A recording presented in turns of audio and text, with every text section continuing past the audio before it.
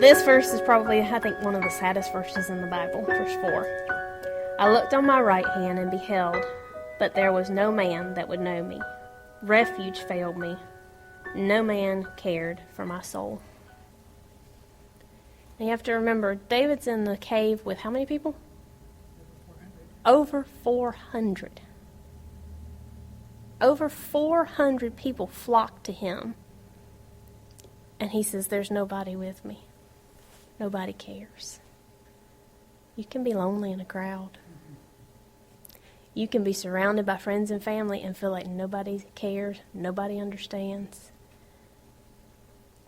I don't know how our minds can figure that out or fathom that, but I think, too, David understood that those people were coming to him because they needed him.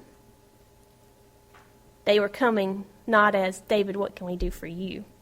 But David, we want you to do something for us. We want you to be our leader. We want you to help us band together. You ever feel like you could drop off the face of the earth and nobody would notice or care except for, well, who's going to do their job? You know? You ever feel like that? And you know it's not true, but like Tracy said this morning, there's that adversary, and he plants some of the dumbest thoughts in our head, and we believe them. And that's where David is. He says, there's all these people, but they just want what I can offer them. They don't want me. They don't want to help me. They don't care about me. They care about what I can do for them. That's all they care about. And that's heartbreaking. But what's even more heartbreaking is what I didn't really understand until I read through it, and I thought, oh my goodness. It says, I looked on my right hand and beheld, there was no man that would know me. In Psalm 16, verse 8, and you don't have to turn there,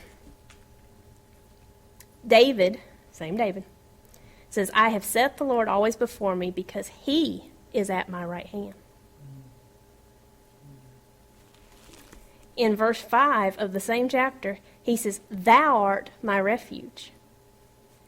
But in verse 4, he says, I looked at my right hand, which that's my left hand, but right now it's one I'm gesturing with. He said, I looked at my right hand, and there was nobody there. My refuge failed me. Well, who did he say was his right hand? God. Who did he say was his refuge? God. He's not just saying these 400 people don't care about me. He's saying, God has forsaken me. I looked at my right hand, and you were gone. You were gone. Where are you, God? You ever pray that? Where are you, God? If you were here, surely this wouldn't be happening. Why have you forsaken me? But we always have to remember when those times when we feel forsaken, that Jesus spoke those words on the cross, my God, why hast thou forsaken me? He spoke those words so that we would never have to. Because we will never know what it's like to be forsaken by God. To feel forsaken, yes. To be forsaken, no. We'll never know that. But that verse breaks my heart because I can relate so well to the times when I thought, nobody cares. Nobody cares. Not even God cares what happens to me anymore. And I think that's when we get to that depth of our pity party. And I think that's where a lot of people decide to end it. Nobody cares, so why should I be around? And I think that's why we have such a high suicide rate. I really do. And for those who say that Christians don't get discouraged, they need to read the Bible. They need to, they say, well, Christians can't be depressed. Yes, they can. Yes, they can.